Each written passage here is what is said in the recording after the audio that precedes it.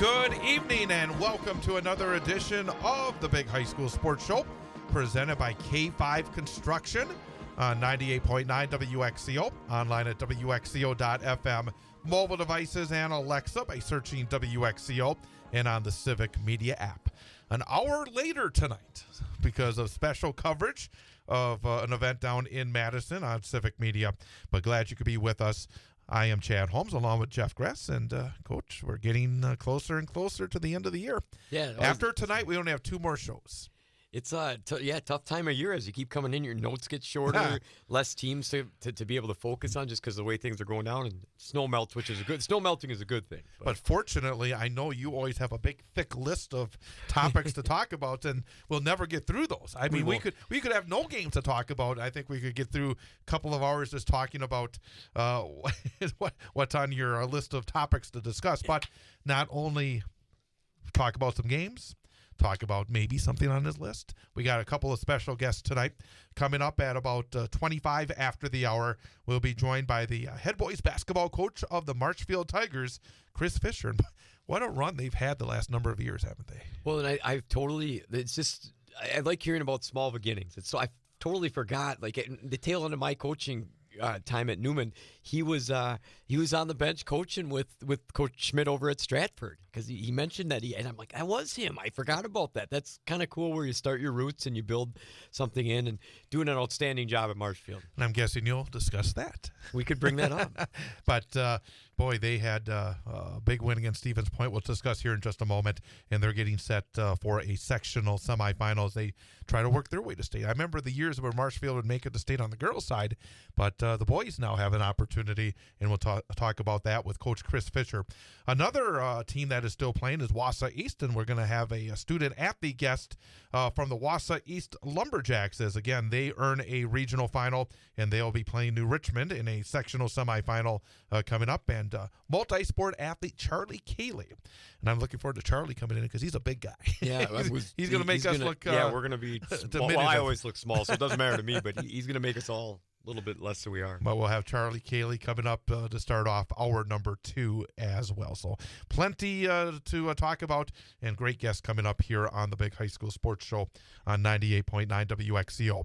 But since we have a coach guest coming up from the boys' side, I thought we'd start with the regionals, with the high school boys basketball tournament, and look ahead as well towards the sectionals. But Division 1, starting off on Friday of last week, it was the regional semifinals. Game that I saw, the number 6 seed Wausau West Warriors and the number 11 seeded DC Everest Evergreens.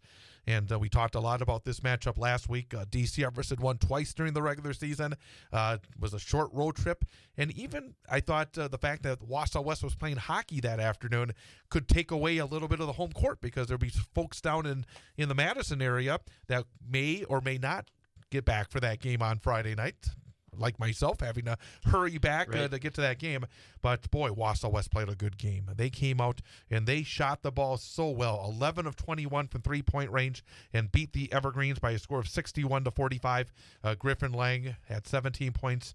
Bennett Matson, 16. Miles Walvogel hit 4 3-pointers, had 12 points in that game. Casey Studeman had 20 points for Everest.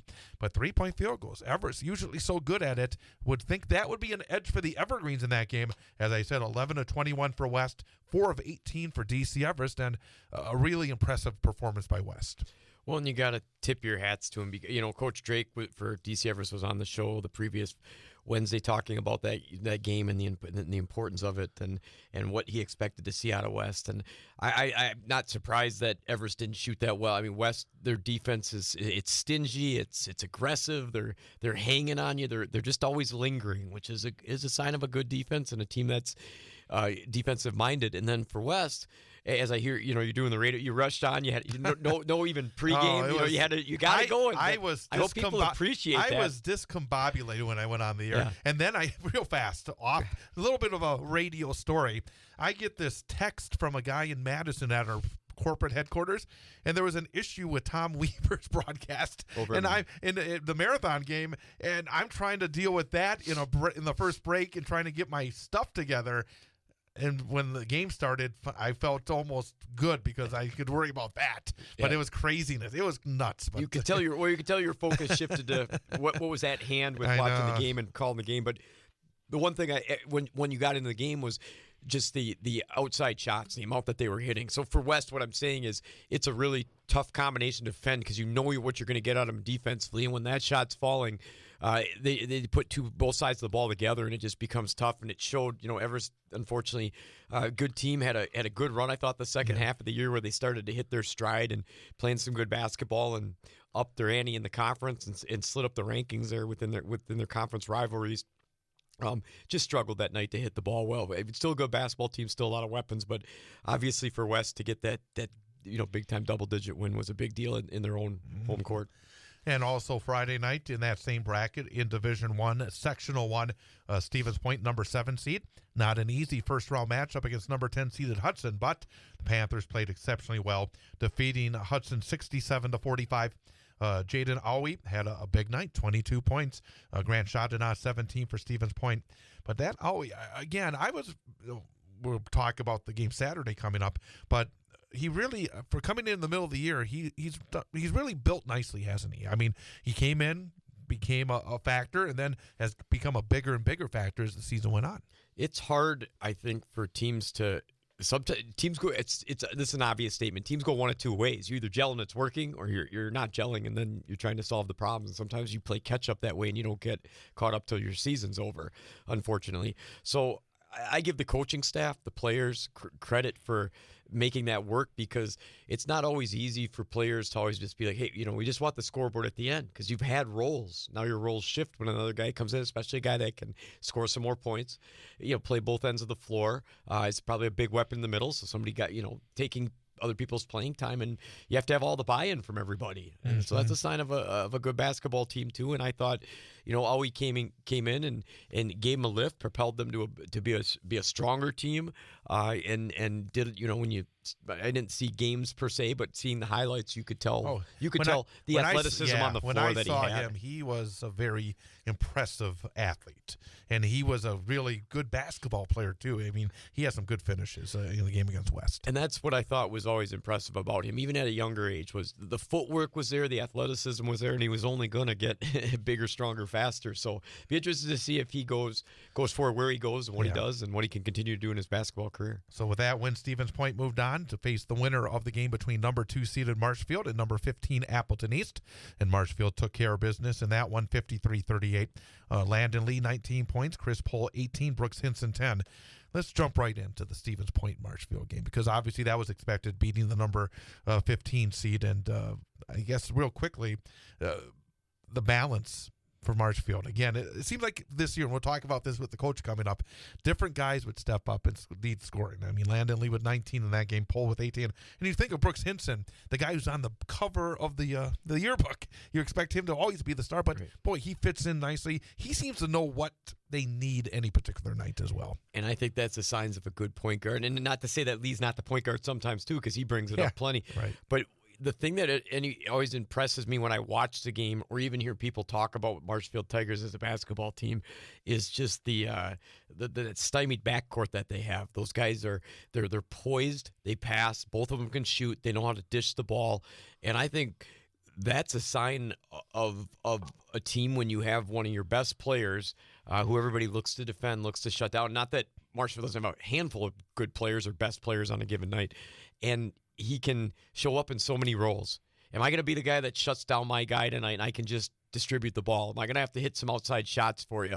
Well, he just knows it to a T because of the always, and that's what you want out of that floor general. And I think him and Lee, watching those two play together, complement each other really well, as do the big guys that they have in Pohl and Ramberg. And there's a couple other unsung heroes in that rotation that they have. And those kids just really do a nice job. And it shows up in the run they're making right now, but Spash didn't make anything easy, which you're probably about to share. I know it. I mean, going into it, that had to be a tough matchup. For actually, you could say for both teams, because obviously Marshfield was able to take care of business twice against Stevens Point. But boy, you knew how good Stevens Point is. You knew they would be better with more games under their belt with the group that they had, and to beat a good team. And again, it's an old cliche, but I think there's some truth to it as well. And Marshfield and Spash met on Saturday night, and I think it's not surprising it turned into a game that went right down to the nut. But in the end, Marshfield was able to win it by a score of 57-56. Chris Pohl again, 19 points. Valen Ramberg, 15. Landon Lee, 10. Hinson didn't even get double figures. He had 8 points in the game.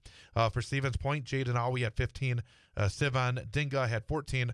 And Shadid only had 7 in that game. I mean, again, the two kids that maybe you would expect to lift in that situation, both were held down. And I think that says a lot about coaching and defense and everything that goes into a third matchup between good basketball teams. Well, and it's so vital sometimes for players, coaches, to have that inserted into their program that they can play both sides of the basket, and Marshfield does that. It shows up in the how difficult they make buckets to come for the other team when you're watching them play. And I thought that Spash, it's a tough gig. You've already lost twice.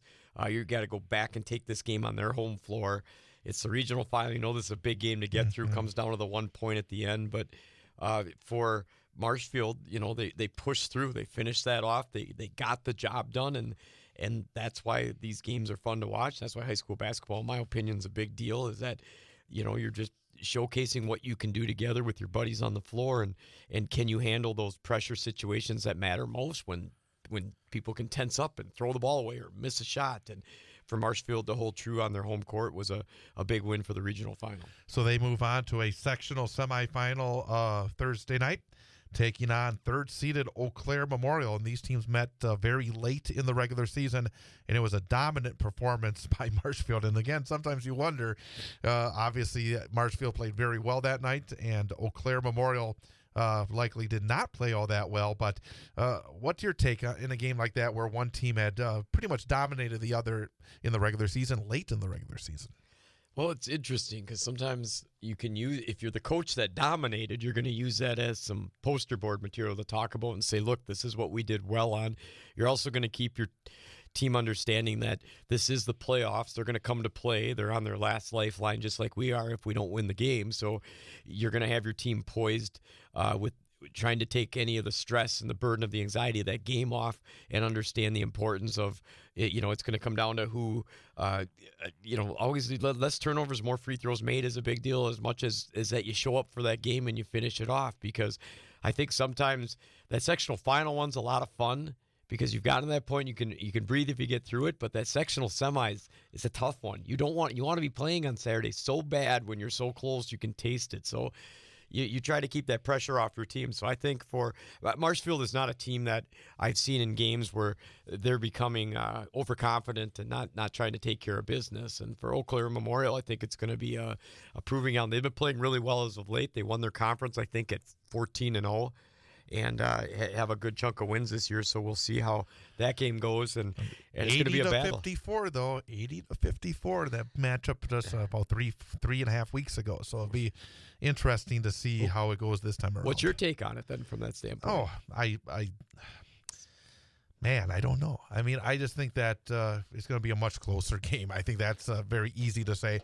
The way that ECM was able to shut down Wausau West on.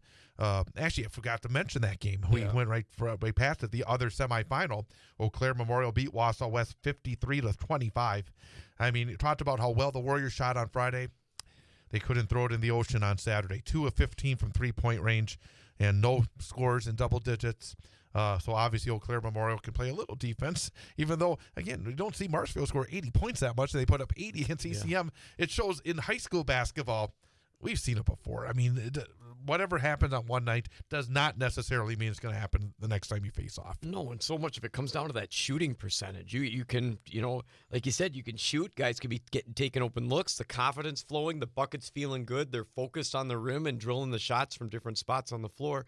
And then the next night you can come out and you're a little more tight, or you're a little more tense, or you feel the pressure, or maybe your shot's just not going. It can happen as individuals or a collective group. And you've seen it with so many teams this year. It can really come down to who shoots the ball a little better that night when you've got some evenly matched teams. So I'd like to think at this point, there's a lot on the line in that sectional semi to get to the next step, because once you get through there, also the nice part about you get a day to breathe. You get that Friday to breathe a little bit and refocus and retool and make sure, hey, we want to get down to state and get that next game. So I think it's you're right. Eau Claire Memorial's definitely going to play better, but I think Marshfield's playing very well right now and has the upper hand based on the score of that last game. And a final statement on Wausau West, who lost that game to ECM. They finished 18-8, really good year. I mean, they came in and they lost some tight games. It could have been actually a much even better record, but I thought that group really did a nice job this year. Well, even down the stretch, to play a little bit better. We talked about at the end, there's a couple games they'd struggled in just based on looking at score-wise or how they did against a common opponent after the injury that they had to one of their players. Federici. Yep. I wanted you to say it so I wouldn't mispronounce it, so I put three names together in one, so I appreciate that. But I think that they salvaged that. And one of the things I think was big this year for West, I always say, their defense, they play really good defense as a team, and I credit to Coach Lemons and his staff that they get that out of them. But I thought the offense at times was pretty potent a lot of times this year, and that really makes it go a long ways. And as much as they have a couple guys going, they have some good young talent coming back too that'll be fun to watch. So they had a good year. Absolutely. Division II started up on this. The Wausau East Lumberjacks on Friday night. We talked last week how Merrill had done it a couple of years ago to Mosinee, and they almost did it to Wausau East. 52-50, Merrill fell to East. Jesse Napgezik looked like this weekend he was back to full strength. He had 28 points in the game against Merrill. Jaden Garrett, 13. E.J. White, 17. Tyson Ott, 11 for Merrill. But apparently in that game, nobody scored for like the last 4+ minutes. That's what I heard. Yeah, I watched. It got a little bit sparse on the end of putting the ball in the basket, but from when I saw parts of those games, one of the big things I thought was that every time Merrill came at East did something right back and never really relinquished that lead, which gave him a little control. And it was a little bit tight on the rim for Merrill on some of those final shots that they took that just that didn't fall. But I thought it was a good high school basketball game, and it's something you're going to get, for a number of reasons. Those teams war at it every year, it seems. Third meeting. Yeah, at some point they go after each other. It's back and forth. Coach Pieper had coached there for a little bit. Now he's over at things like that. And I know that those teams have there's a couple guys that have played on each other's AAU team. There's just a good rivalry there. So when East jumped out to a little bit bigger lead, either right at the end of half, I don't know if it was at the end of half or starting out early in the second half, they got away a little bit, and then Merrill closed it again. I thought that wasn't going to happen because Merrill's not going to relinquish that lead, and it's going to be tough for East to keep holding it no matter how well they play, because that's just a rivalry game, and it was fun to watch. And obviously East held true to their number one seed and held on to finish that one off. And then East moved on to play Menominee, and Menominee got there by beating Medford by a score of 74-31. And that was interesting because we've talked this year about how well Medford would do in conference and their non-conference games. They had a number of games like that, and it happened again in the playoffs. And I didn't see the Medford. I only saw the score. Right, me too. And I thought, well, maybe I thought that's going to be a little bit tougher game for East based on this because Medford's solid, but we also know, like we said, they've struggled in their non-conference games, and so for East to go get a dominant performance, I think that's good on both ends because they put up the numbers they usually put in the scoring punch, but keeping a team down at that point in the playoffs in the regional final to hold them down to 35, that's a good defensive performance and something that obviously East can be proud of, and coming out with a good win for their regional final victory. Then I want to go through all the regional semifinals first before we talked about the regional final. Now I'm thrown off a little bit. So you had Rhinelander edged Rice Lake 43-42, and Mosinee 75-74 over Sparta. I mean, obviously, a couple of one-point games.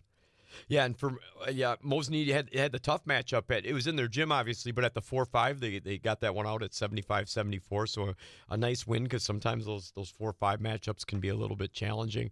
Rhinelander again, and when we'll talk about the next game, I watched a little bit of that with New Richmond, but the regional semifinal was just a tight one against Rice Lake, which is a good team. and had a nice game. Played well against Rhinelander that night, and just again Rhinelander got the job done. 1 point victory. And then going to the regional finals on Saturday. Mentioned East and Menominee. It was a dominant performance for East, 68-35, 44-19 at halftime. I mean, as you said, Menominee was so good against Medford the previous night. East struggled a bit against Merrill. It shows, again, does momentum not carry over? Yeah, I think 100% it does, and it's for East, to whatever they did with their walkthrough to just play that game stronger on both sides of the court was a good proof in what the score was and how they finished off.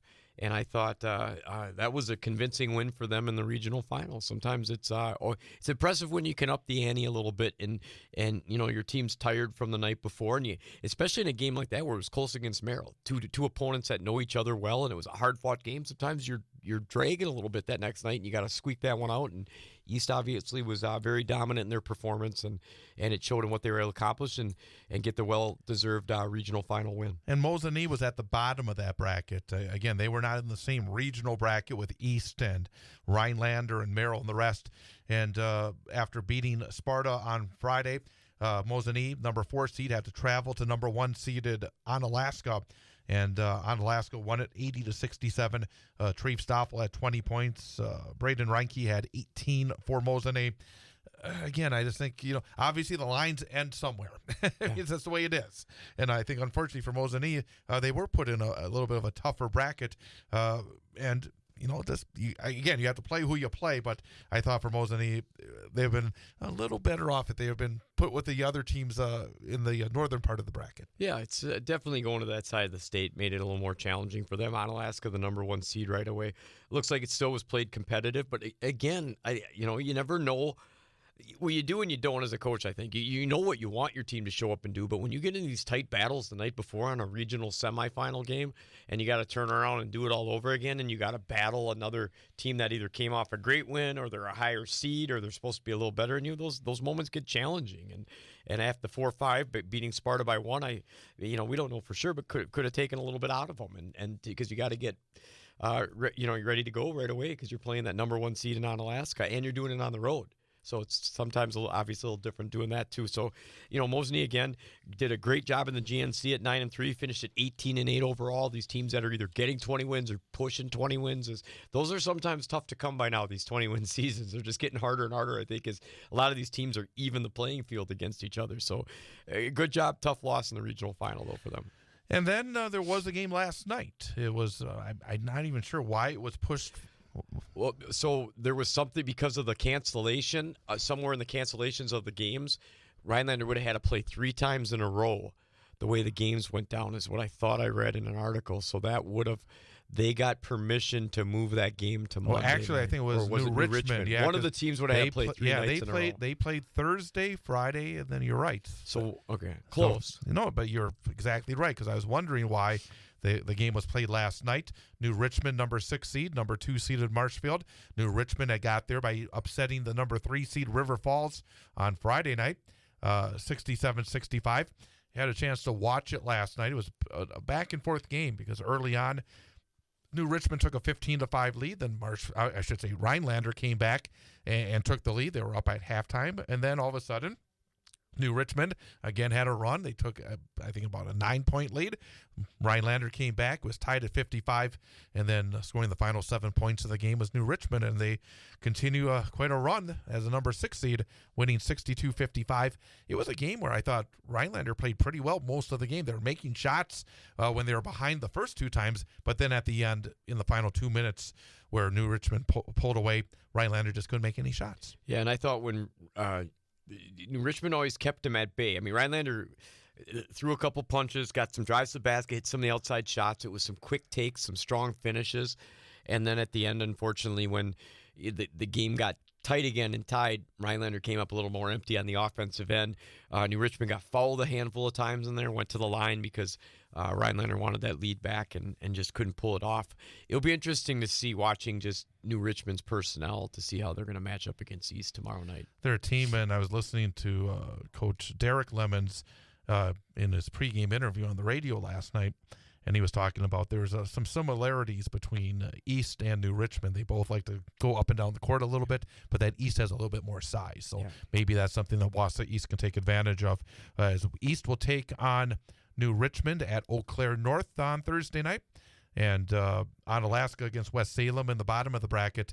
What are your thoughts on East? Do they have what it takes to be able to get through? Oh, yeah. I think just there, I didn't pay attention, I guess, close enough to see how deep New Richmond is because, East isn't always the deepest team, but I think what they have that Coach Garrett uses in his rotation plays well. You got the three guys in Garrett and Kaylee and Nabe Gezik that have logged a lot of varsity hours and can put the ball in the basket.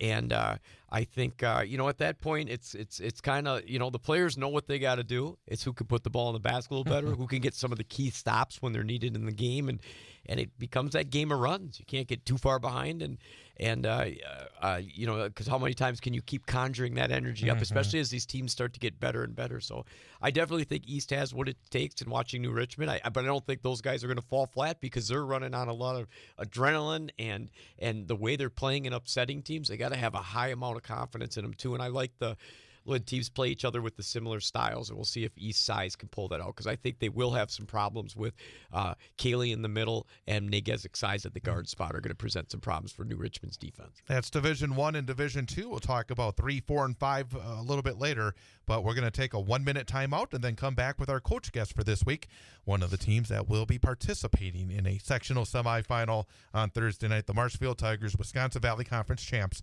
We'll talk to their head coach, Chris Fischer, coming up in 1 minute here on the Big High School Sports Show, presented by K5 Construction on 98.9 WXCO.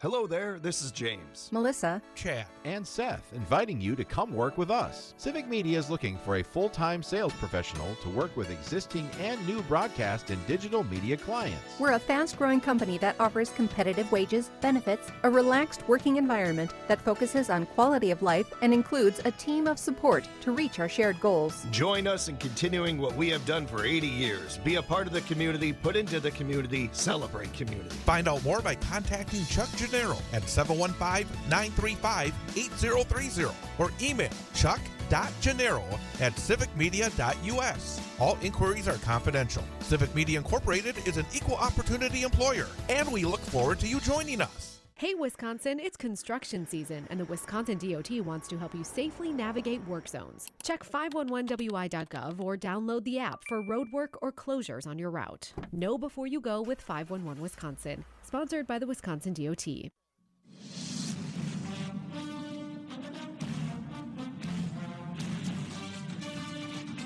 It's the Big High School Sports Show presented by K5 Construction on 98.9 WXCO, online at WXCO.FM, mobile devices, and Alexa by searching WXCO, and on the Civic Media app. Along with former Newman Catholic High School boys basketball coach Jeff Gress, I'm Chad Holmes. Very happy to welcome in our coach guest for this week, the head boys basketball coach of the Marshfield Tigers, Chris Fischer. And Coach, thanks for coming back on the program. Absolutely, Chad. It's always a pleasure for me to talk basketball and talk about our program, so I'm happy to do so. A lot of good things to talk about in recent years for the Marshfield Tigers. Before we talk about the season as a whole, let's talk immediately about the game against Stevens Point on Saturday, because I thought that was not an easy spot for either squad, because I think that for your team, obviously, you've beaten Stevens Point twice during the regular season. It's a SPASH team that got a significant midseason addition, and it seemed like they were getting better and better as the season went on. And obviously for Stevens Point having to face you guys, Wisconsin Valley Conference champions, it looked like from the outside that game was pretty much everything that one could expect in a third meeting between two really good basketball teams. Yeah, I would agree with that. It's as a coach, when you're prepping to play a team for the third time, specifically coming off of a back-to-back, right? We had a real physical game against Appleton East on Friday night, and Point had a real grinder of a game against Hudson. You prep for that second night. You're trying to envision scenarios that are going to play out, because you know darn well the first two times you played them, you can kind of throw that out the window. It's going to be a completely different game than the first two, and that's exactly what it was. Highly competitive, highly emotional, very tense. Two teams that were filled with seniors who didn't want it to be their last game. All conference, all state caliber players. Every possession meant a lot.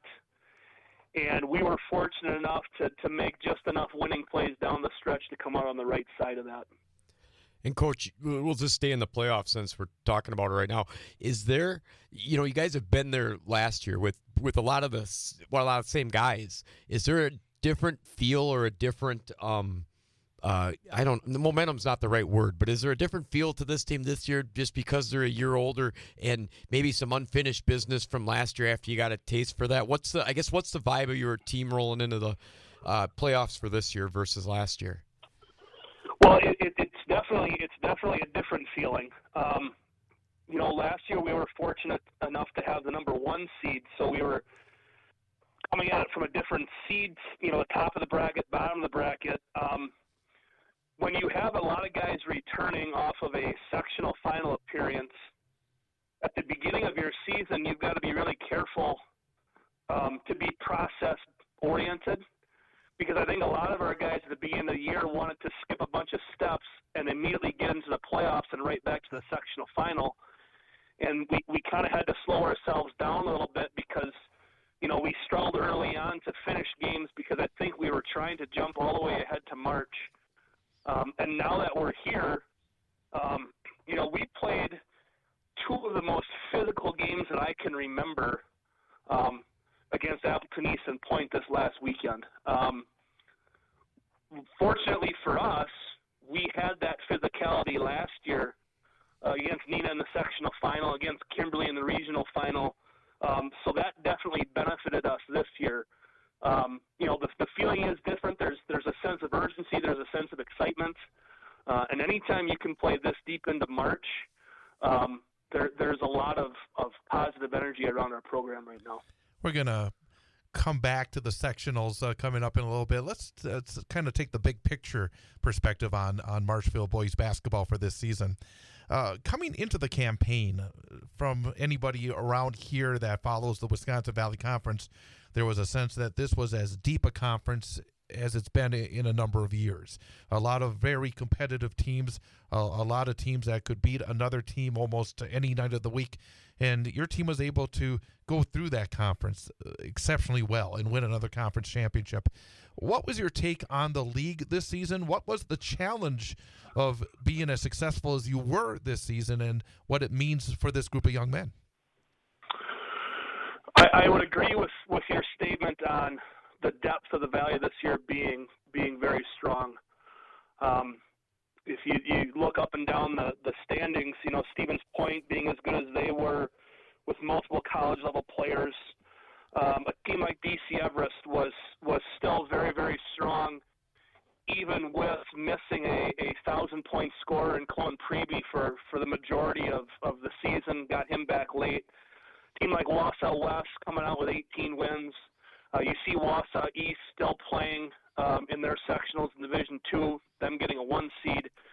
And then you got a team like Rapids, who maybe weren't as good, but they had 2 really talented guards, and they end up knocking off Wausau East in the conference schedule. And then a team like Merrill, who would compete their tails off, and for a large portion of the game were in a lot of games. So the depth of the Valley was very strong.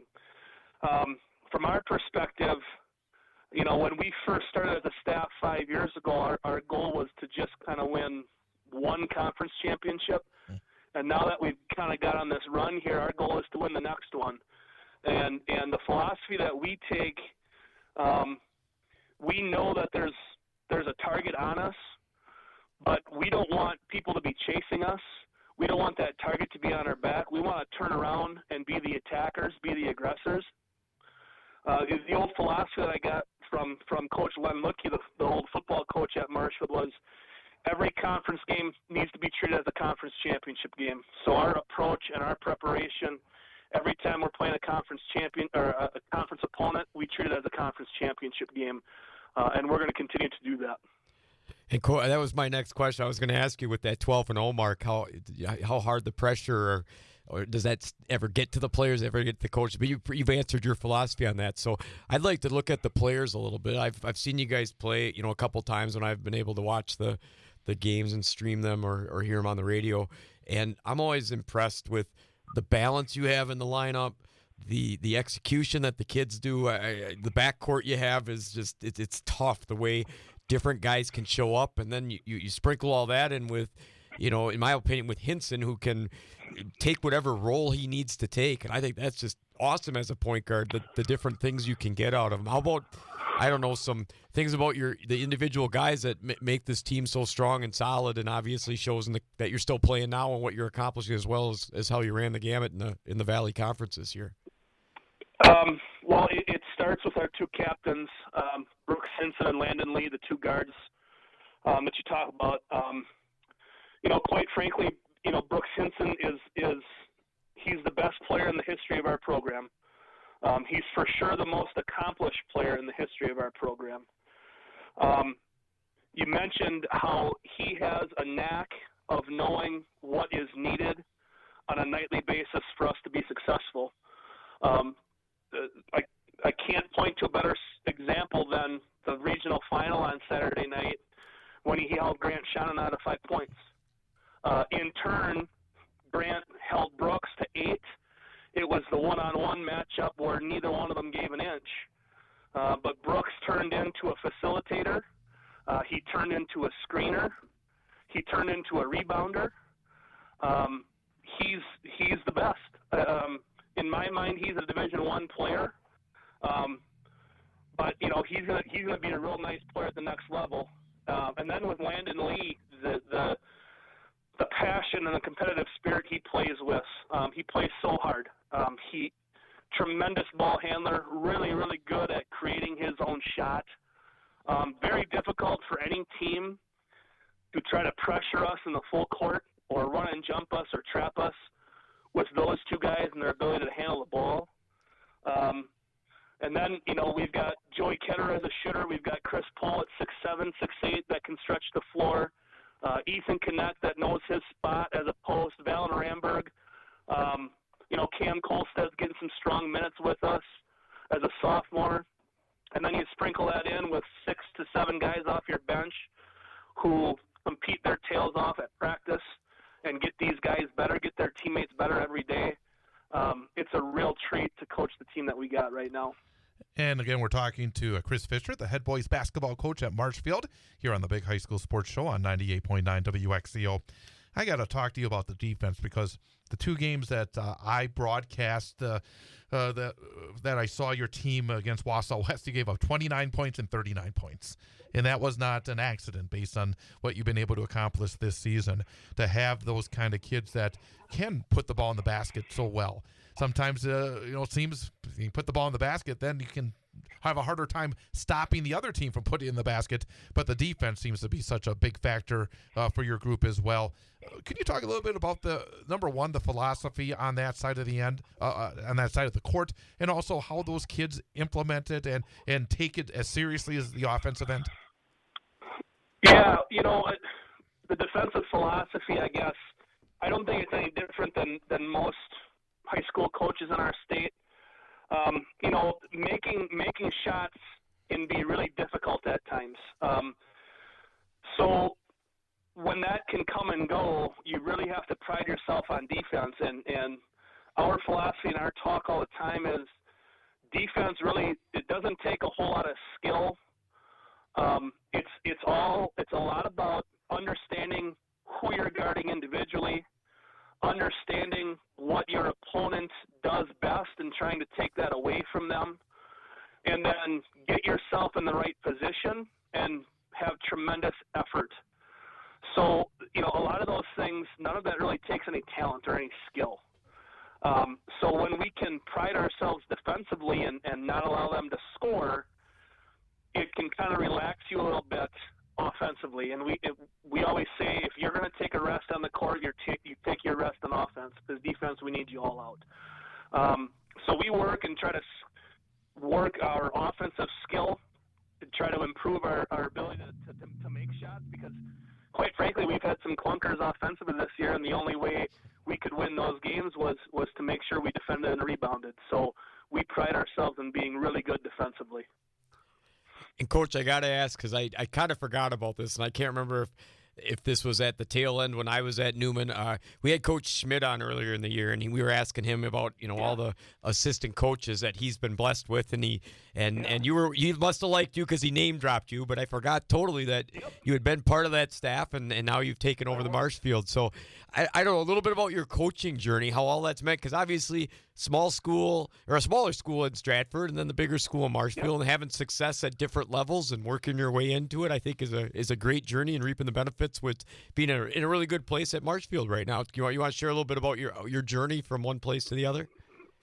Sure. So I am a Marshfield graduate, and I graduated in 2001 from Marshfield, and shortly after I graduated high school, going to college at UW-Stevens Point, first in UW-Marshfield, I was able to start coaching football under the Hall of Fame coach Len Lutke here at Marshfield, and got to see him and how he led a program and how he allowed his assistants to coach, his position coaches to coach.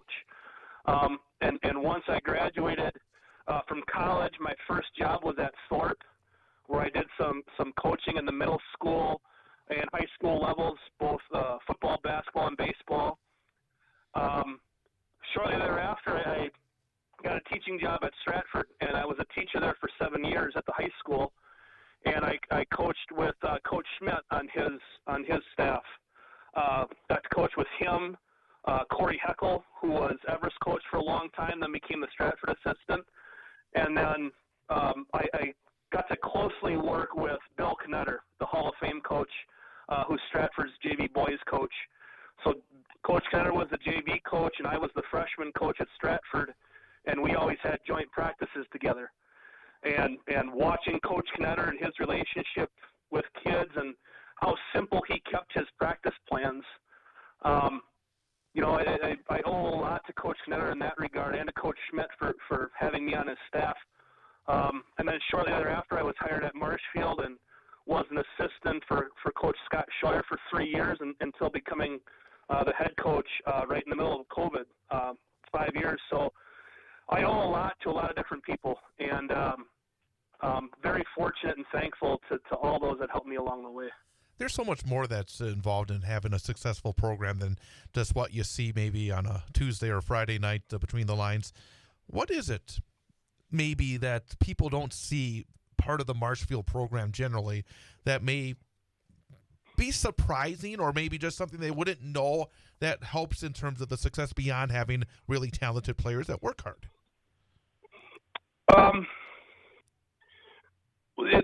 The one thing that immediately comes to mind for me in our program has to do with our academic standard, and I don't want to go into the specifics of that, but what I remember is first year as a head coach with the current assistants in place. I can remember that was right in the heart of the COVID pandemic, where education and schooling and teaching was very, very different. And we had a difficult time on the court, but more so we were having a difficult time off the court with our academics, just trying to get ourselves caught up academically. And if I learned anything about our program and how I wanted it to be run, it was during that struggle where we needed to take on the standard of how we do anything is how we do everything. And it became a struggle to live up to those standards, and a daily fight to make sure that we were taking care of our academic stuff, to make sure that we were taking care of our decision making. And I really think that our off the court work with our program and with our athletes has really led to a lot of the success we're having on the court now. It became a mindset. It became a daily, we've got to live up to this standard regardless of what our outcome on the court's going to be. So I think our work in that regard has really helped us shine. And Coach, I love to hear what you guys think in the ongoing process of getting your teams just always to the next level, to get to that next game and keep conquering and surviving as best you can to elongate the season. You had Eau Claire Memorial obviously earlier in the year, and or not earlier in the year, a couple of weeks, probably less than a month ago, give or take, right? And you had them the first time around. Obviously, by scoreboard, you handled them. Now you got them again on Thursday night over in Neilsville. What's your take on how you go into that to keep, whether you have to keep players grounded, whether you got to get them, it's the playoffs. That first game's gone. This is a whole different stretch. What's kind of your message, your philosophy, or work you do to get the team prepared for that one? Since at this point, nothing's going to come easy, and you're going to have to earn every ounce of it to get to the next level. Yeah, the first time we played them was a Saturday, and there was a lot of things working in our favor that day before even taking the court. So we had both played the night before, so it was the second of a back-to-back, and we were able to host this one, so we didn't have to get on a bus. We were able to kind of do our own thing after Friday night's game and prep a little bit Saturday morning. So we had a lot of things working in our favor there. And I don't think we can take a whole lot of that first game. There's some familiarity there too, because a couple of our players and a couple of the Memorial players have played AAU together for the past several seasons. So there's a competitive rivalry there where a lot of our guys get along, but there's a competitiveness that's going to come out when they play each other and they want to beat each other so bad. So there's a lot of moving parts to this matchup. As a coach, you're trying to think about what could they possibly do differently than the first time you played them. So you're trying to prepare for different scenarios, but you don't want to over-prepare either. You've gotten yourself this far, so you want to rely on your instincts. You want your players to play freely. You want to be proactive instead of reactive. So it's going to be a fun environment against a high-quality opponent who's playing very well, 2 quality playoff wins, relatively easily judging by the scoreboard. So, we've got to be at our best. We've got to make sure we're peaking by Thursday night. I want to ask you about, because obviously nowadays, and definitely much different than when you played, when there would be 8 teams going to the state tournament and the sectionals were much smaller. I mean, this sectional is just big distances. You got the Fox Valley, you got the Big Rivers teams, you got going all the way up to Superior, and you've seen teams from all over the state. Looking at your schedule, it looks like you've prepared yourself exceptionally well for this sectional. You've played teams from the Big Rivers, you played teams from the FVA. You've been, what have you noticed is the difference? Because obviously your game against Eau Claire Memorial, the other sectional semi has a couple of Fox Valley teams in Kaukauna and Kimberly. What are the differences that you've seen maybe between what you see in the western part of the state, the eastern part of the state, and right here in the middle of the state? Well, the styles are definitely different. With the eastern part of the state and the Fox Valley schools, it seems like every school in that area, not just with the Fox Valley Association, but also with I'm blanking. I think it's the Fox River, the FRCC. Yep. Like the Piers and the Sheboygans. It just seems like every school in that area has just incredibly well-conditioned athletes, like the multi-sport jump, the leapers, the shooters, the physicality. It just seems like every school in that area has got athletes upon athletes upon athletes. If you look at our area, the central Wisconsin area, we've got athletes, but physically they just look different. Western part of the state, you kind of get a little bit of everything. Certainly with the Memorials, Hudson, River Falls, it just seems like there's a different type of athlete. I don't know if I'm making any sense, but the physicality of the eastern part of the state, they just look different than the central or the western part. Now, that said, you get them on a basketball floor, and you've got to react to what you see. Kakana is incredibly impressive on paper, and when you watch them on film, they're even better.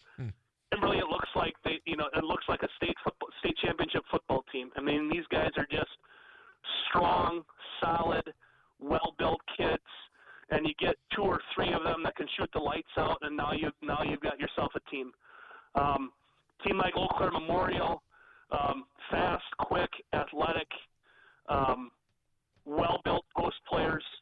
Our sectional's loaded. Everybody says their sectional's the best in the state, and I would have to agree with that.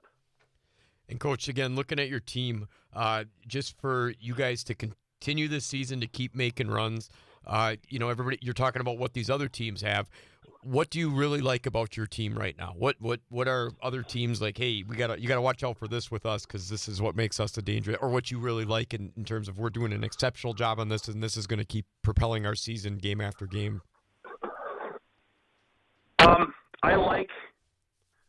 I like our ability to play at multiple different paces.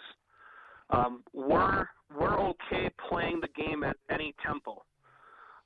Preferably, we would like to play in high possession games.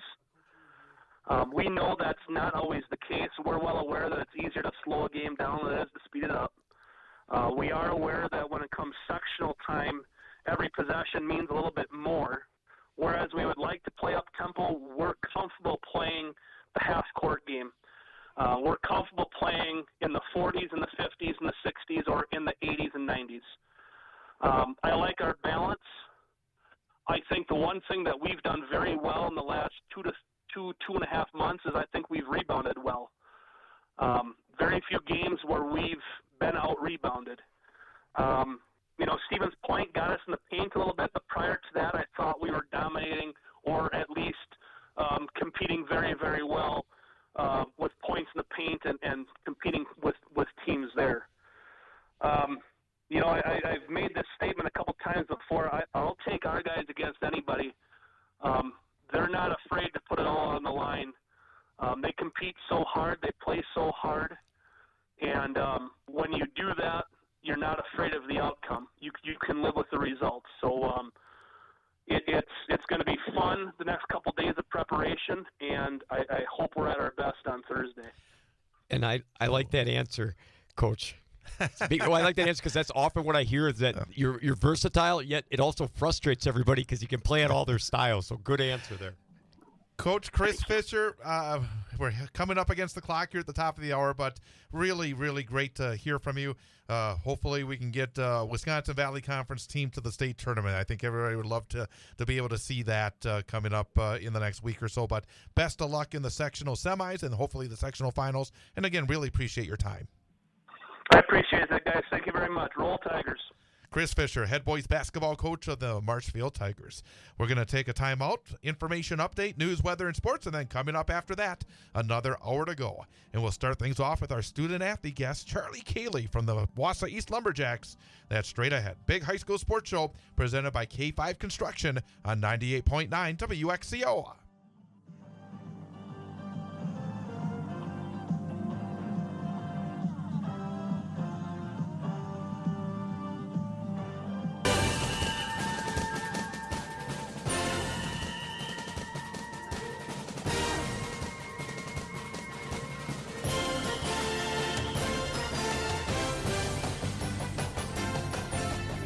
Welcome back. Big High School Sports Show presented by K5 Construction on 98.9 WXCO. Online at WXCO.FM. Mobile devices and Alexa by searching WXCO and on the Civic Media app. With former Newman Catholic High School boys basketball coach Jeff Gress, I'm Chad Holmes. Time now for our student-athlete guest for this week from Wausau East High School, multi-sport athlete and one of the leaders for the Lumberjacks, Charlie Cayley. And Charlie, thank you for popping on over. Yeah, thank you for having me. We'll get you a little closer to that microphone so everybody can hear you. No, it's all good. All right. But it's been quite a senior year. I mean, I think every time that every athlete wants to have a great year, and you had a football year that was very exciting, and now a basketball year where you're still battling now in the sectional. I imagine that since school started back in late August, it's been quite a whirlwind. Oh, yeah, for sure. Sports definitely make you go by faster, and it's fun to just compete out there on the field or court with those same boys. It's awesome. Let's start off with the basketball aspect because not too many guys are averaging double-doubles, and you've been averaging a double-double, points and rebounds per game, been part of a very successful Wausau East program the last 2 years. Looking at yourself, what are the keys for your success on the court? Because obviously you're somebody that can work down low and get the points. You're obviously someone who grab those boards. How would you describe your game this season for East? I mean, my focus is definitely rebounding. I try to go out there and get every board I can, and then I kind of just let the points come to me if they do. Kind of let our guards and forwards get it to me whenever, and, just kind of let the game do this thing. And how big a deal is it for you to be also a versatile? Because I've watched you play, and you can obviously go outside and hit outside shots, and you got touch on the free throw line, so you don't want teams shouldn't want to follow you either. And obviously you've work on all the finishing moves down around the basket for yourself. How much time and effort? Because I know one of the things that I talked to Coach Garrett about when he was on here is you see a lot of East guys at the Y. They're there. They're kind of you're walking in and out there too, working on your game, and that's maybe above practice hours or times when you just want to go focus on that. And I think it's a big deal. So how important is you that you've diversified that game where you could drag a guy to the outside as much as you could go bullying around on the inside? I think it's a lot better for our offense. It spaces us out a lot more. It kind of just helps the flow of the offense. And I like to think I'm a threat out there. I'd like to hit some more shots, but, I just kind of do my thing, get inside out, and just let it happen. The season itself, going into the season, looking at the Wisconsin Valley Conference, I thought it was as competitive as it's been in a very long time. So many good teams. I mean, you look at Marshfield and Spash and East and Everest and West, and even, Rapid struggle, but they have a couple of kids that can obviously put the ball in the hole very well. I shouldn't have brought up Rapids, but Merrill as well, obviously. But going into the season, looking at the Valley, what were the expectations? Was the conference season a little bit harder than maybe you thought it might be? Because, obviously very competitive every night of the week when you hit the court. Yeah, definitely our conference is deep, I think. Probably one of the best conferences in the state. We got a lot of talent in the senior and junior class, and every game in the conference is going to be a fight. So, we thought we wanted to win conference, of course. That's our goal. But it's hard. It's hard to beat Marshfield. It's hard to beat Spash. But we battled, and we fell short, but most of our losses on the overall record are in conference, so it just kind of tells you about the Wisconsin Valley. Real fast before Jeff jumps back in, the fact that you go from a conference where you're playing all these Division I powerhouses to the Division II, it gets you prepared for the playoffs, doesn't it? Yeah, for sure. They definitely run in Division I, and they play faster, they're bigger, but it just gets us ready for playoff. We treat it like a playoff game every time. So, we're just getting ready for this spring and March. And how about the makeup of your team? You've logged a lot of hours with those guys, whether it's been from football to basketball within your class. You guys have grown up. A lot of you guys were playing at very young ages out there on the varsity floor. So you definitely have a knack for understanding what it takes to win and what you have to accomplish as a team and how to do it together. How about just in your analysis, what is some parts of East basketball that make you guys a dangerous opponent that you're still playing, that you're taking down teams here and showed some great basketball in the last game against Menominee and stuff? What makes East basketball good right now from your standpoint, or give your buddies some props or whatever you want to say? Go ahead. Yeah, I think we've been playing for a very long time together. Fourth grade, whenever travel ball started. So we kind of have that chemistry and friendship. So we just know where to find each other on the court, and I think it's kind of really coming together now, as I'm happy it is. And, if we're getting trouble, like I know I was in foul trouble the last few games, and there's some people that stepped off the bench. Jed Vanderson, he's a dog out there, and he was just doing everything against Menominee, that's for sure. And, we just got some guys that can step it up and that people don't think of, and we're deeper than people think. What was the difference between Friday and Saturday? Because we saw Menominee on Friday just dominate Medford. And Medford was a team that had a chance to win the Great Northern on the last night of the season, and they lost to Menominee by 40-some points. You guys, as we talked about, battled Merrill right down to the wire in a 2-point game. And then you just come out and have like a 30-point lead at halftime. What was the difference for your team between Friday and Saturday? I think, Merrill's always a game. It kind of sucks, but it is.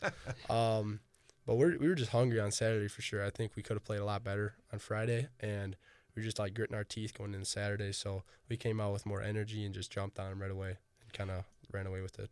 Does it help from a player standpoint? Because I know, once you grind out one of those games before, if you've left it on the floor and you battled, it's not only mentally draining as much as it is physically draining because you left it out there in the tight one.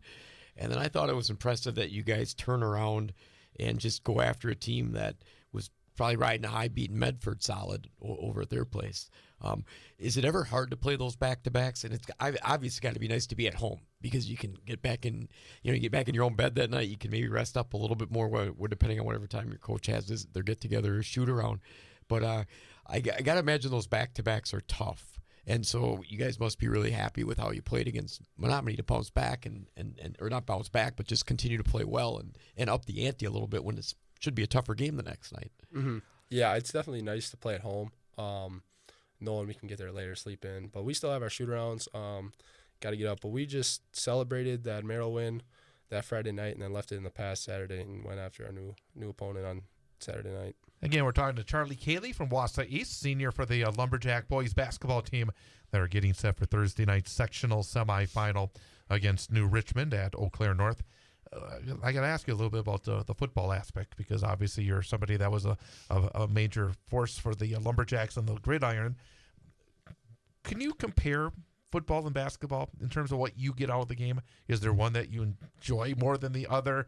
But basically maybe your experiences with different sports. What are the biggest differences between maybe being a member of the football team and being a member of the basketball team? I'd definitely say my weight. I lose a lot of weight during basketball, so and put it on during football. So that's fun and not fun at times.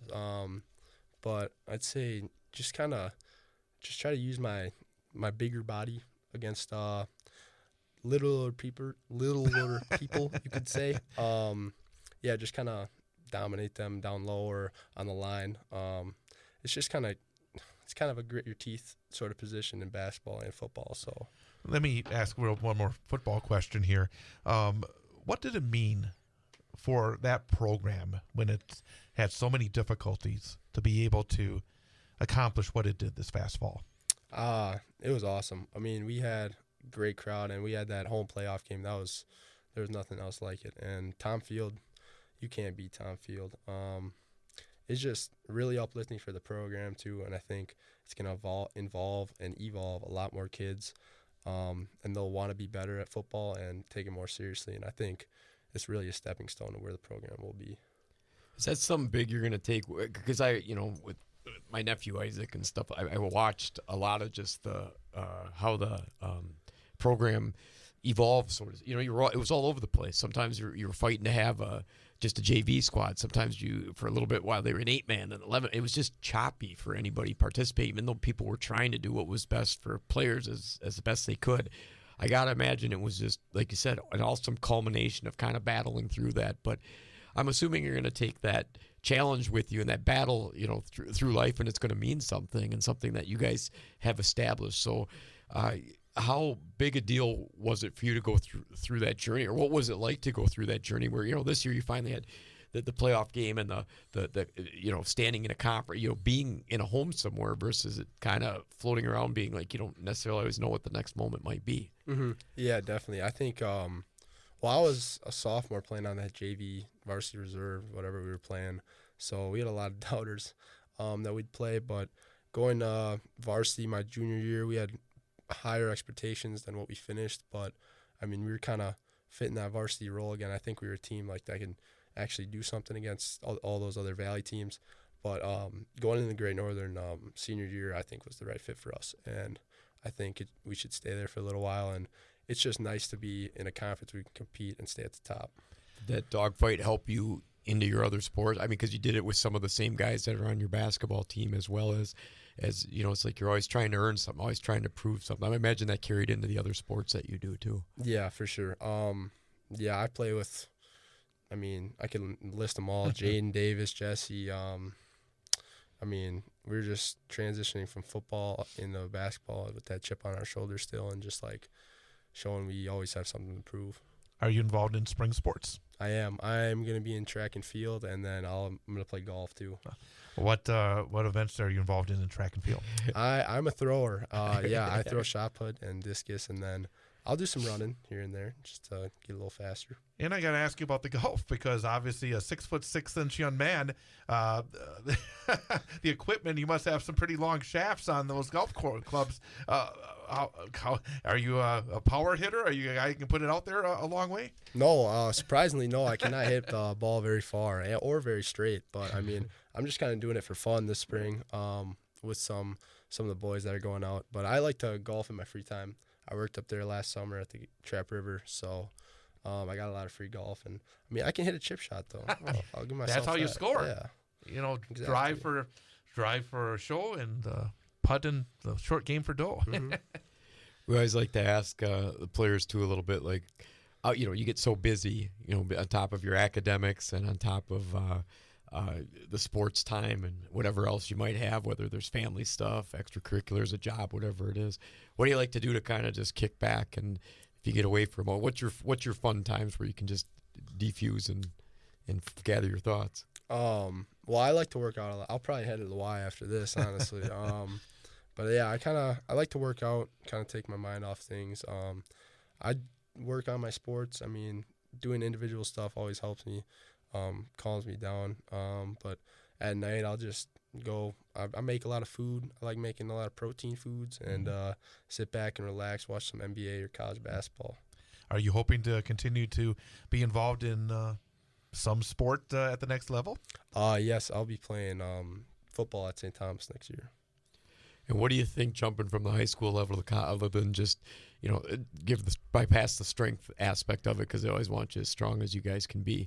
What do you think's the biggest thing you got to work on from your game in high school to your game in college to be the player you want to, or the levels you want to reach? I think, I got to put some more weight on after all this basketball losing. But I'd say I just got to get stronger, more powerful, and just more dominant up front.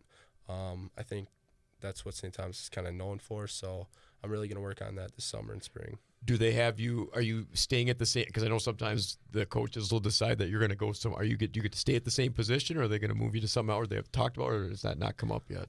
For now, I'm an old lineman, so yeah. But if the coaches are listening, you want to play a little tight end, right? You want to touch the ball once here. Maybe. Okay. Our guard, tackle, center. I mean, do you have any idea? I was a left tackle in high school, but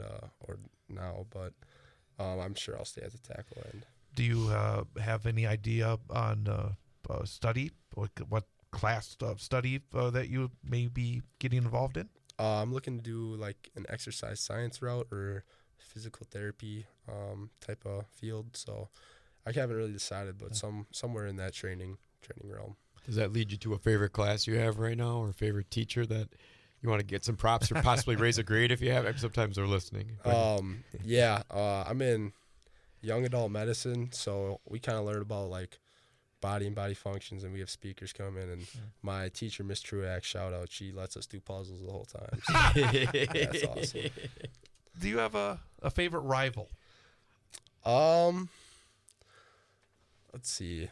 I would like to say Marshfield, but I don't know if I can call it a rival since we haven't won in a while. But them and Spash are definitely at the top of my list. I'm not a fan of either of them. But I mean, it's always nice to play crosstown Everest or West. Nobody beat Marshfield, so yes, it was in the conference this year. So it was a case of he came close the second time. Yeah, I was pretty bummed about that. Jumping back a little bit to the basketball, how important has it been for you guys to kind of leave your mark on the East boys basketball program, where you just as you've been younger, you guys have just steadily been climbing. It's getting better and better each year, and again, you're at the regional final level right now. correct me if I'm wrong, I believe this was the level, the sectional semi where you made it to last year, right? Mm-hmm. So I guess two things. How important is it that you guys get to leave your mark, and how big a deal it is to punch through this next game just to see, everybody wants to go a little farther whenever they can, obviously. So that's obviously a goal. So how big a deal are those two things?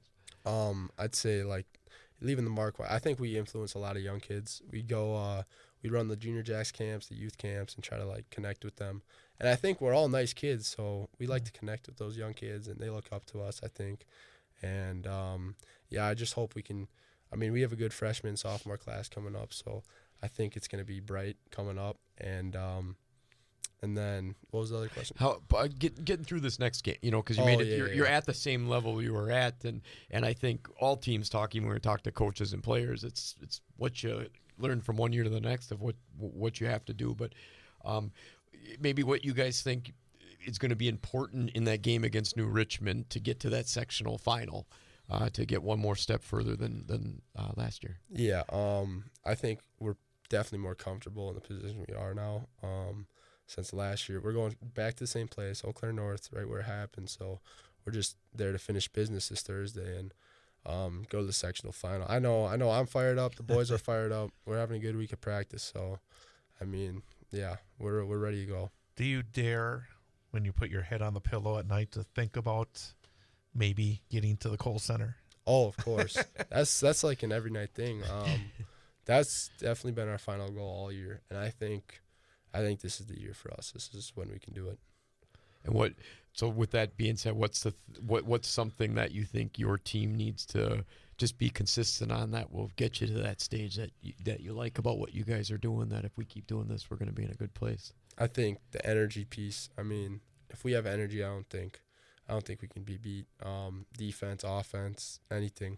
We just got to come out fiery and hype and just get loud for each other. And I think we're unstoppable. Anything else, Jeff, before? Yeah, obviously you've logged a lot of time. I always like to, because I think when you do stuff, whether it's in high school or any time in life, it's got to be worthwhile. It's got to mean something, because then you can have less chance of regrets, and you can have more things that have really been a staple that either make you who you are or continue to build who you're going to be. And so I always like to ask seniors, what about high school sports is going to be the most memorable to you when you look back when it's all said and done? I'd say definitely, like, obviously the highlights of it, winning those regional championships, hopefully the sectional, hopefully going to the Kohl Center, getting that playoff game, all those big events. But definitely like the practices and like the extra work we put in with our teammates. It's just a good time and something I'll never forget. And how big a deal are those teams? I mean, that's just, I think, those relationships and bonds and those friendships that are made, I think that it's just one of the biggest deals. Set aside all wins and losses and tough moments and other stuff that come up, that might be the biggest part of it. And if 20 years, if some of you guys are still talking and friends and all this, and you don't see each other for a while and you communicate because that was the bond that was built that's so strong, time doesn't really matter anymore. It's just when you run into each other again.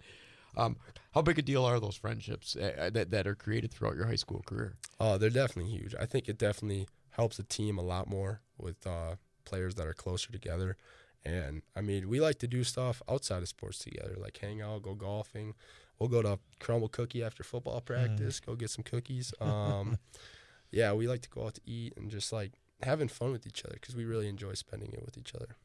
And our final question is, especially for a senior who's been involved in numerous varsity sports, is now that you've getting close to the finish line towards your graduation, based on what you've learned over the years, for somebody who's just starting their journey as a freshman, what piece of advice would you give them to think about as they start their journey based on what you've learned? I'd say, set goals and shoot for them, and, like, never have a bad day, because, you can turn a bad day into a good day anytime you want. So, just work hard after it, and, you're going to achieve what you want. Charlie Cayley, enjoy your bus ride to Eau Claire and hopefully to lacrosse on Saturday. Yeah, I will. Best of luck to you and your teammates. Thank you. Charlie Cayley, senior for the Wausau East Lumberjacks. We're going to take a quick timeout, come back, look at more of the action on the hardwood and on the ice as we continue here on the Big High School Sports Show on 98.9 WXCO. More state champions are crowned on the mat and the ice over the weekend. I'm Travis Wilson, and this is a WisSports.net Minute brought to you by Just a Game Fieldhouse and Wisconsin Dells. More high school sports news after this.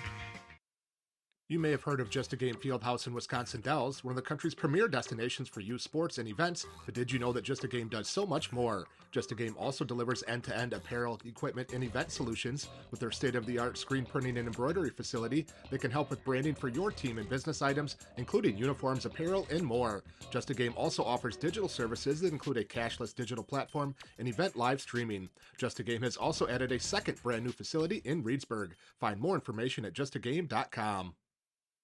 It was a busy weekend for winter sports tournaments, with champions crowned in multiple places throughout the state. At the venerable UW Fieldhouse in Madison, the team wrestling tournament saw some familiar programs dominate. Kaukauna captured its 5th consecutive Division I team title, dominating Arrowhead 54-13 in the title bout. St. Croix Falls captured the Division II team crown. Mineral Point edged out Waiawega Fremont in the Division III finals, winning the school's 13th team championship. On different kinds of mats in Wisconsin Rapids on Saturday, the WIAA Gymnastics Championships were held. Senior Kylie Frank of Elkhorn was the D1 all-around champion, also winning the uneven bars and vault. West Bend East McKenna Orth captured the D2 all-around, plus the vault and floor exercise titles. In Middleton, Edgewood claimed the Division I boys hockey championship, defeating Notre Dame 5-2 for the school's first WIAA title. Also capturing their first championship was Tomahawk, who downed the Amory Co-op 5-3 in Division II. The De Pere Co-op, also known as the Bay Area Ice Bears, won the girls hockey championship 8-0 over the DC Everest Co-op. Faye Brunke became the first player to score 4 goals in a state final. We'll have a preview of the girls basketball state tournament later this week, while boys hoops heads to sectional play. This has been a WisSports.net Minute. Check us out online at WisSports.net.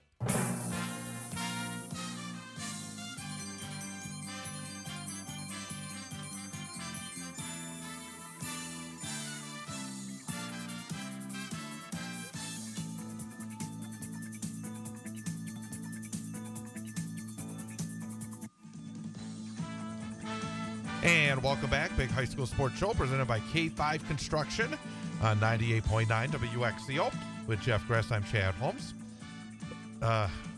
Back-to-back interviews. But good stuff. Takes a big chunk of the program, which is the way we like it. Yeah, well, that's the anytime you talk about the highlights of the show, not that the other stuff we try to share isn't meaningful, but I think I love the picture that gets painted by any of the coaches and players that we have, because it's genuine, it's authentic, it's what they're living in the moment on, and what makes high school sports a special thing. Let's go through the basketball again. We were up to Division III, and Wittenberg-Burnham, a number 2 seed in their bracket in D3. And we talked last week about how they'd struggled coming down the stretch. They had, I think, a 5-game losing streak. Then they won their final regular season game. And this looked like they were not able to eventually turn it around, as they lost their first playoff game on Friday night, a regional semifinal to number 7 seeded Wrightstown, 59-51. Xander Barkey at 21, Jet Rogowski 13, Oliver Fraze at 12. But I think that we learn a lot that you are kind of who you are at that point of the season when the playoffs start. If you're struggling, it's hard to turn it around at that point. And I think for Whitburn, it was a struggle late and never really able to turn it around. And I think the other thing to keep in mind is sometimes when we look at that we don't follow all those teams in that bracket super close, other than when we talk about Wittenberg here and there, but Wrightstown and Freedom and some of those other teams there, they just sometimes come out of the area of the state a little different. I think it also shows geographically basketball's played a little different in different areas, like Coach Fischer alluded to, with some of the different areas of what you get in terms of style and size and all that stuff. And I do agree. It's sometimes you don't want to be at the end of the season where your scores are up and down, even or you're not, that vote of confidence might not necessarily be there. And for Wittenberg, it was a little bit tough down the stretch at the end. Still, 17 wins, 11-3 mark in the conference for third place, but a tough loss, especially when you're the higher seed and you did that and you didn't win the game at home. The other team in D3 that part of the conferences that we cover was Northern Pines. They won their regional semifinal 66-60 over Oconto Falls, and then fell to Freedom, number 1 seed, 86-61. And again, you see Freedom all the time. And as you said, and I think what we talked about with Coach Fischer as well, and it's not just the D1 teams. It feels like in that part of the state, there's just a lot of really good basketball teams. Well, and I don't know if it comes from this, but I know when when my son was in fourth, fifth, sixth grade, some of those teams we'd have one team at Newman that we were playing with, and a Kimberly team has 5. And so I think there's just a lot of kids. That's a populated area of the state, and it changes the style a little bit. Maybe allows what you do. Maybe that numbers create that higher level of competition. But there's definitely, I think the truth can be told that in different areas of state, basketball's played a little bit differently. Division 4, and again, boy, you talk about battles, and it's always the Merriwood South that kind of is the featured teams in these battles. It started on Friday night with the regional semifinals, and there was nearly a massive upset. The number 1 seed in the top half of Sectional 2 in D4, Auburndale. They had struggled a little bit. Like we talked about Whitburn, they had struggled a little bit. I mean, against obviously really good teams, but they lost by double digits to both Stratford and Marathon late in the season. And then they played number 8 seeded Colby on Friday, and Colby had a 5-point lead late and could not make a free throw to punch their ticket to the big upset. Auburndale was able to come back, win in overtime, 70-63. And again, Blake Rabb had 25 points. Keegan MP at 15, but boy, that had to be a tough bus ride home for Colby because they kind of had it. Yeah, and to take Auburndale to OT at that point, I'm assuming Auburndale was sweating it out a little bit too because they didn't want to end their season, especially when Colby had given them a game the first time. Now, I think it was one of the first games of the season, if not the first game, and I believe it was 70-62 was the final. I think in Auburndale also for that game. So Colby is a formidable foe, a good competitor against them. But sometimes it's just about finding ways to win and pulling out those tight ones, and they did that in 2 games in a row. Marathon, number 4 seed on Friday, beat number 5 Phillips by a score of 78-52. Really never in doubt in that one. Marathon took the lead early. Drew Wolfel 17, Logan Peters 15, Cody Radke 12. No surprise there with Marathon beating Phillips for the second time. Yeah, Marathon controlled that game. Good balance, solid defense. Put the points up in the basket when Marathon scoring almost about 80 points. That's a good night for them offensively. Stratford beat Edgar significantly by a score of 73-52. Drew Brusewitz had 23 points. Brooks Vanderhoof 15 for Stratford. And again, that Stratford team, you talk about teams that struggle late, it looks like Stratford's getting better and better as the season goes on. Yeah, they peaked right at the right time. I mean, they kind of came in and just swung in a couple games, took the conference lead. Then they've been playing very dominant in their games, both against Edgar, who's a similar conference foe that they've had twice already, and then I think that the next game that will with the Hurley team, that was a nice win. Not to get too far ahead, sorry. Bondwell in the bottom part of that bracket, the regional top half and then the regional bottom half, still sectional number 2. Bondwell beat Shiocton CWC East opponent by a score of 87-50. Quinn Westenberg 23, Ryan Westrick 22 for Bondwell. And I'm going to start with the next games with Bondwell again. Yeah, on Saturday in the regional final because they rolled past Oconto 70-49. Again, Westenberg had 20 points for Bondwell. Saw Bondwell last year. They made it to the sectional final against Marathon, played a good game. It looks like, and we talked about them this season, they only had the one loss. That Bondwell team from the CWC East is going to be one that can jump up against one of the teams that we talk about when we continue to talk about those Merriwood South squads. I think they're good. Well, they showed that they could compete last year. Lost a little bit to Graduation, but obviously has a handful back in terms of the scoring punch that they have.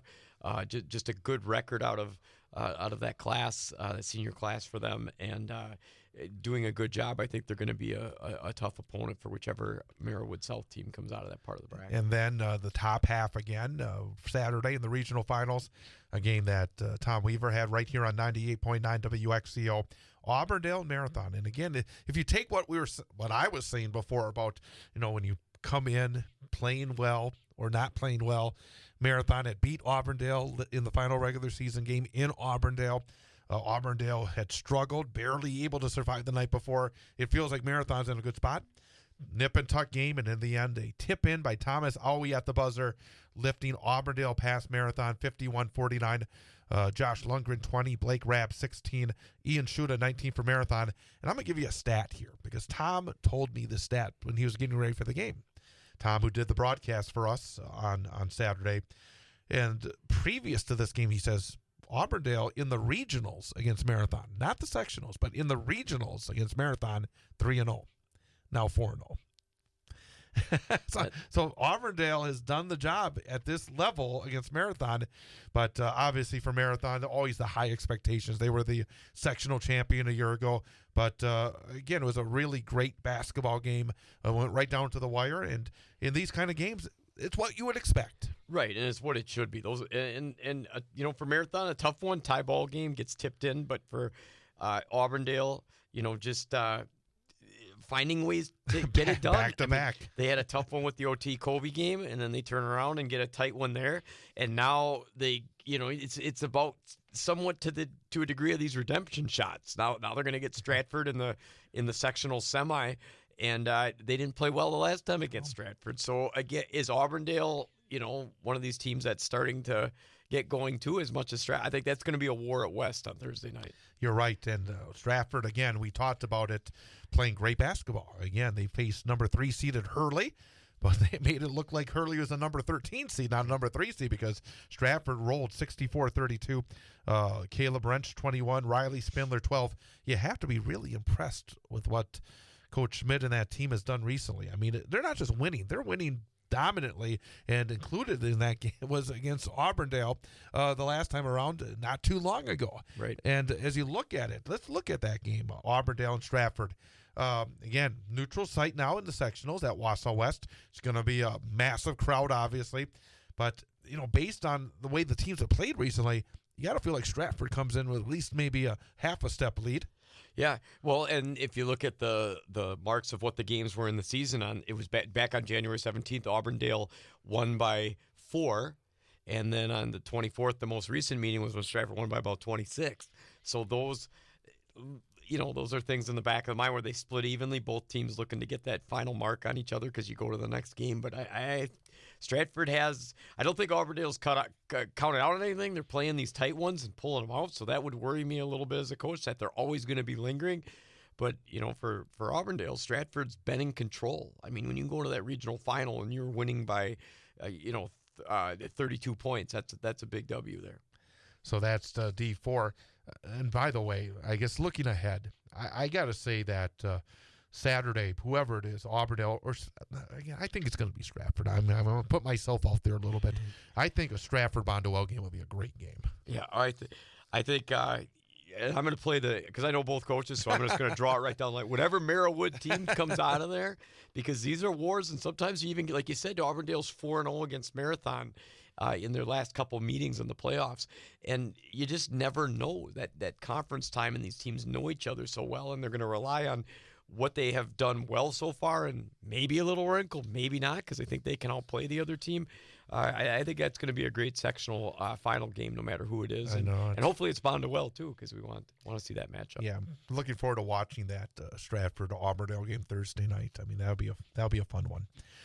Division 5, pretty good run for the Merrillwood North. Yes, I tell you, you look at Rib Lake, number 4 seed. First, they beat number 5 Flambeau, 76-68. Talon Scheidhauer, 29. Seth Borkart, 28.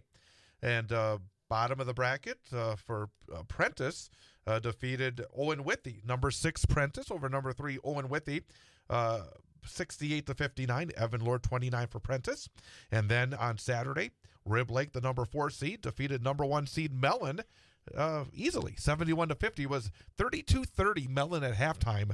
And then Rib Lake outscored them 37-16 in the second half. And so another big win for Rib Lake. And Prentice, number 6, beat number 2 Bayfield by a score of 60-53. So that means Rib Lake and Prentice coming up on Thursday night in Tomahawk. So we've talked all the time about how the Merrillwood South, from time to time, has to take a lot of bumps and bruises against the Merrillwood South. Well, the Merrillwood North is... it looks like they're gaining from those experiences. Well, that puts Rib Lake with that last victory at 20 wins, which is a good season. So I think both teams are playing well. They've taken some hits from some of the southern teams, but they've played through it and beat some of them as well. And I think for Rib Lake, just a strong performance down the stretch. They get by Flambeau in that I think they were the number 4 seed. Rib Lake was Right. beating Flambeau, Number 5. and then that's sometimes a tough matchup in that 4-5 matchup, and then they turn around and take down the number 1 seed in the second half, which with much sense of ease at that point. Henderson for them is an outstanding scorer. He has about 17 a game. For Prentice, the Owen Withy win's a good one over there. I mean, all their games are coming on the road, so I don't think Prentice cares where they play. That's a trek from Prentice to Owen Withy. Yep, and so they had 2 nice victories there. And Bayfield. Up to Bayfield, and now they're going to come back in their area, and they're just going over to Tomahawk. But they split. They during the split, regular lost. season. One game was by 3, and the other was by 5. They both won on the road. Yep. On the road. So I think it's kind of an interesting place to meet, just like Auburndale Stratford. Interesting place to meet one of your conference opponents, and for those 2 schools, they co-opt in a lot of things over the years. That's right. I think it's just an interesting matchup, and props to them for making some tough wins down the stretch to get there as a little bit higher seed. And the CWC East will have a sectional semifinal. I should say the CWC South will have a sectional semifinal matchup between Almond, Bancroft, and Pacelli. Pacelli beat Tigerton, and Almond beat Wabeno. And we usually don't talk about that conference, but I found it very interesting because Pacelli's had really good teams over the years. They were a game behind Almond during the regular season. They lost twice during the regular season. So, again, I think that would be an interesting game at Wisconsin Rapids Lincoln in D5. Especially since you have a little maybe differences in styles. Almond Bancroft's a big team, physical, power. They got the center back in Phillips, who was an all-state player last year. And then Pacelli has the coach's kid, who's an exceptional athlete for him. Shirk. Yep. And Man, he had in the last game against Tigerton, had 30 points and 14 rebounds. Which is a good number against Tigerton, too. I mean, they handled Tigerton as the number 1 seed, did a nice job as the number 2 seed. Pacelli went right by him. And so I think for Pacelli, that those contrasts and styles will be interesting to see how that makeup is, especially when they've seen each other twice in their conference play. And real quick, we should mention that Northland Lutheran was in a game on Friday in that bracket, falling to Tigerton again. That was their Achilles heel this year. Yep. By a score of 58-42. And James Brady, I wanted to mention for Tigerton, 36 points and 19 rebounds. That's filling up the stat sheet. So. Tigerton, conference champions again for the second year in a row, and a good record. Tough opponent for Northern Lutheran this year. And Assumption lost to Columbus in the regional semis on Friday by a score of 60-43. JT Schlafer had 12 for the Royals. Matt Kaniski had 20 for the Dons, and then Columbus beat Alma Center Lincoln 50-40. So your buddy Joe is back in the sectionals. And you got to give him credit for what they lost from that state title team with those, 3 conference players of the year, as well as some guys that got all state recognition on the D5 championship team. To be back in the saddle with that, they're doing really well. I saw a little bit of the Assumption game, and they were in control. I mean, they were moving the pace, playing the defense they wanted to do, and Coach Joe's doing a nice job with them. Girls sectionals last week, Division One Valley team was involved. Stevens Point, number 2 seed. They took on number 6 seeded Appleton East at DC Everest on Thursday night, and it was a classic game, a great game. Appleton East pulled it out in overtime, 75-72. Jada Seibert had 36 points for the Panthers. Ella Sweeney, 23. But you sent me a note as Madison saying, you got to watch the end of that game. It was worth it. It was. I mean, for Appleton East comes out of the timeout. There's 17 seconds left on the clock. They don't seem to get a good look. They don't get a good look. And whatever play is, even the coach said afterwards, whatever play we ran just kind of fell apart. And that's when you just got to make a play. And she did. She fired it right from the volleyball line out towards half court. And it was a pure bank. Nothing. I don't know if it was called, but it went in. And unfortunately, that's the hard part to lose that one. As exciting as in for the team that wins that one. So and then Appleton's number 6 seed defeated number 1 seed Eau Claire Memorial. So you wonder what you see one of those number 6 seeds make it all the way to the state. Yeah, they were. That one was surprising to me because of they won in double overtime. Yeah, so they won in overtime in the sectional semis and double overtime in the sectional final. I mean, you talk about a glorious run that they'll never forget. No, and then the next thing you know is you're down at the Kohl Center and it's all gravy down there. So it's a couple of big wins in OT. They go to Resch. Right. Oh, sorry, the Red Center. My bad. Division 2, Lakeland. They lost in the sectional semifinal to Rice Lake, 59-47. Christina Wamet to finish her outstanding high school career. with 24 points and 8 rebounds. Ava Evenhouse 11. Sailor Timmerman 13 rebounds. The thing about what I thought about when I saw that result is it just shows how hard it is to get to state. Yep. I mean, you have the talent of Christina Wilmette been knocking on that door. Did get there one time a couple of years ago, but still hard to do it. Hard to get there. Well, I guess it also shows any younger players that, you better enjoy the time if you do get there. And if it's how hard it is to get back. You got to make the most of that. And obviously she was an outstanding player up there at Lakeland. They had a talented cast around her and finished 22-5. So overall good one, tough one to lose. Rice Lake was the number 1 seed though in that bracket. Division III, we've been following Wittenberg-Burnhamwood all season long as they just kept winning and winning and winning. Thursday night in the sectional semifinal, the Chargers beat Freedom by a score of 56-39. Rory Salveson had 18, Milena Granquist 15, Faith Resch 11.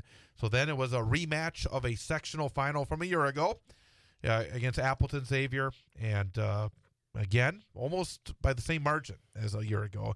Appleton Xavier beat Wittenberg-Burnhamwood, handed the Chargers their first loss after 27 straight wins, 63-45. Granquist had 15 points, 12 rebounds, Salveson 9.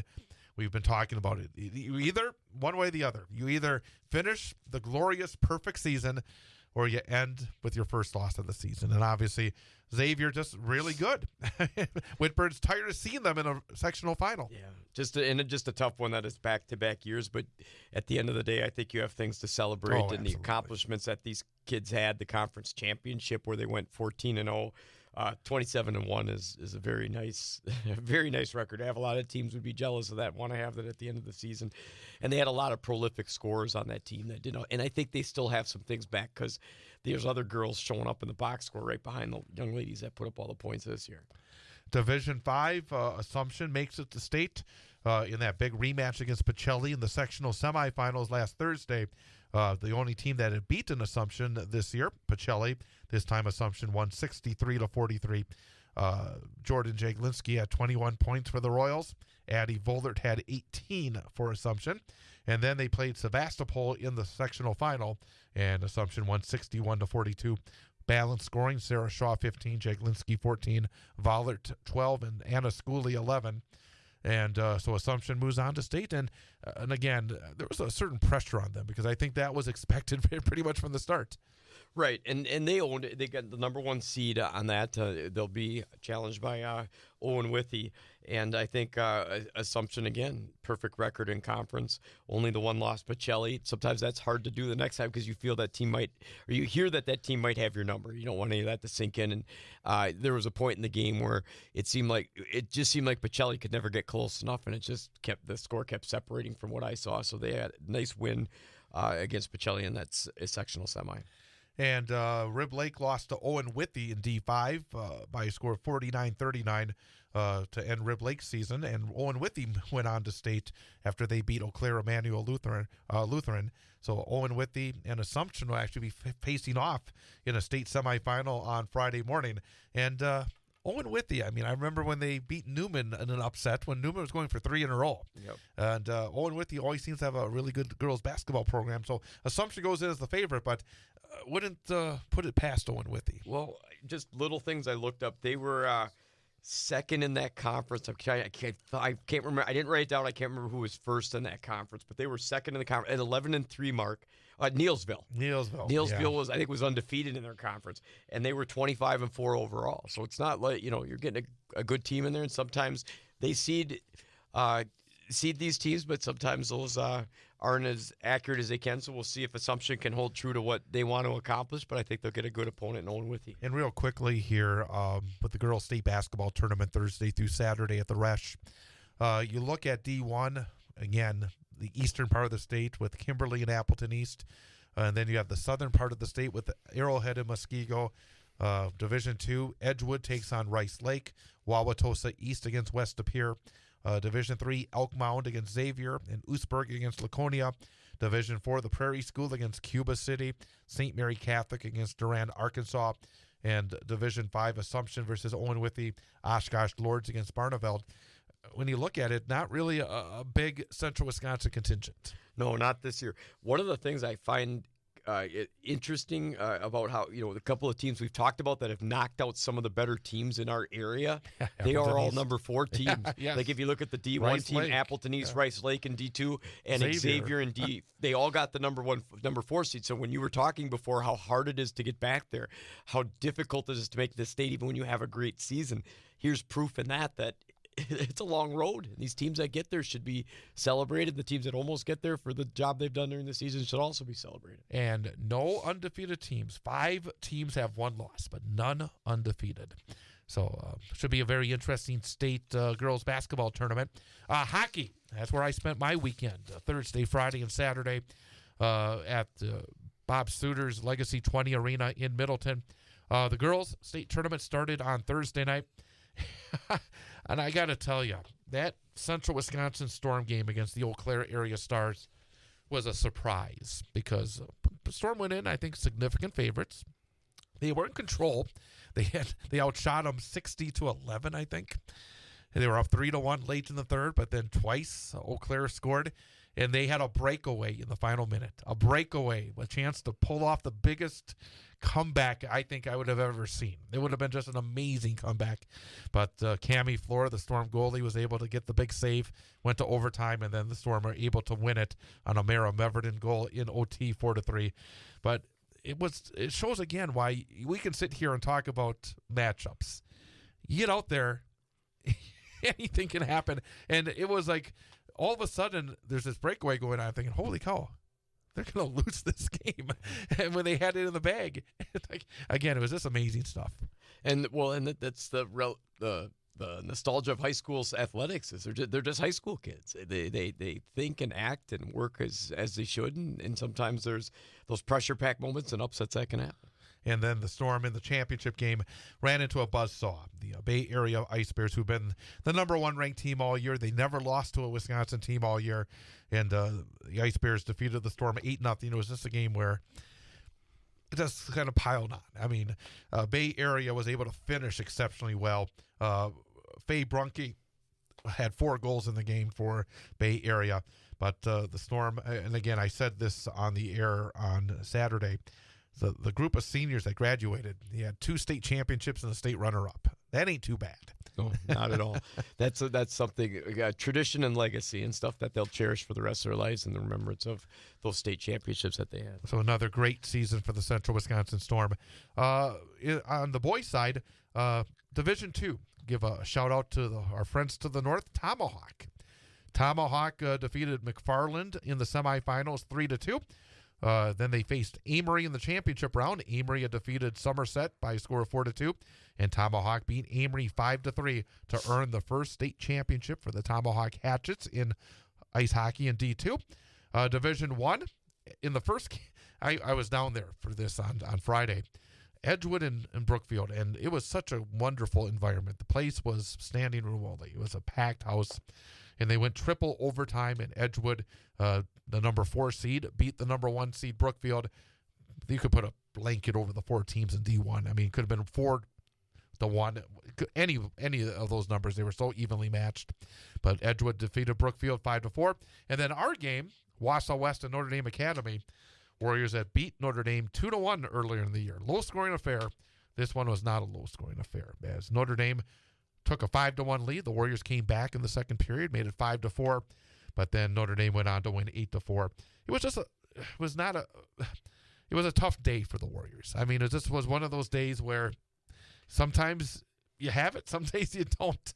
They played so well in the sectional final. This one was not quite at that level, but for West, it was a terrific season.